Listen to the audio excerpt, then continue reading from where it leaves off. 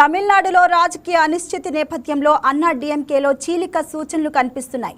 AIADMK chief పళనిస్వామితో భేటీకి 6 ఎమ్మెల్యేలు డుమ్మా కొట్టడం సంచలనంగా మారింది. షణ్ముగం వర్గానికి చెందిన లీమా రోజు నేతృత్వంలో 6 ఎమ్మెల్యేలు పళనిస్వామితో సమావేశానికి గైర్హాజరయ్యారు. నిజానికి తమిళనాడులో అత్యంత సంపన్న ఎమ్మెల్యే అయిన లీమా రోజు టీవీకే ఎమ్మెల్యే ఆదవ్ అర్జున అత్త కావడం ఇక్కడ మరో విశేషం. ప్రస్తుతం ఆదవ్ అర్జున టీవీకేలో కీలక పాత్ర పోషిస్తున్నారు.